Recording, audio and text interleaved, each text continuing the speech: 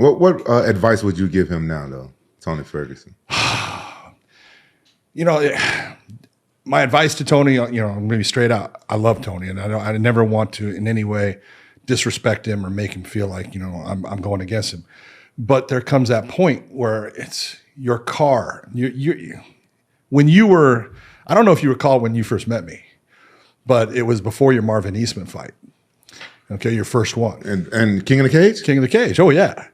Fabiano Iha, you know, brought you over and said, John, I want to introduce this. And it was funny because not only did I get introduced by you, but Jeff Mullen had told me about you. Oh, for real? Yeah, and you were fighting. You had black shorts. I'll never forget black shorts, big old tube socks, white tube socks with wrestling shoes on all the way up to your knee, man. Yeah. And you got kicked in the head, and you went, and I went, oh shit, yeah, this guy's tough, right? But it's those moments like that kick. Although it didn't affect you in that fight, and it didn't affect you, you know, but things add up. Yeah. And what he's talking about, like when he was fighting Tony, it was that the amount of damage that he took in that Tony fight was more than he basically took in any fight there was. Ever. And most of them put together. And Tony's the same thing when he fought Justin Gaethje.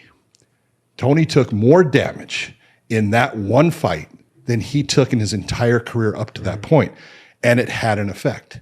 And you could see from that point, he started to slow down and he couldn't take the same shots. And then he got, you know, kicked by Michael Chandler and knocked out, you know, big. And those things, you know, it's like a fine car. It's like it's like an Eleanor Mustang, right?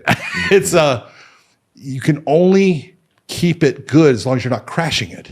But when it's getting crashed, it's starting to diminish and things are starting to slow down.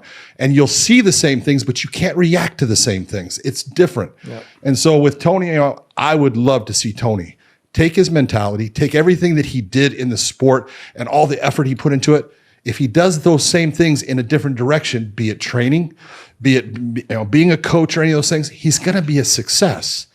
But you got to hang up being the person that's actually stepping into the cage to fight, because at this point he wants good money because that's what he's gotten used to, and I don't blame him. But if you're the UFC or another promotion will try to use him and use his name to try to get somebody that they want over to say, oh, look, he beat the UFC guy, you know, the ex-interim champion Tony Ferguson. And it's just it's a giant disaster.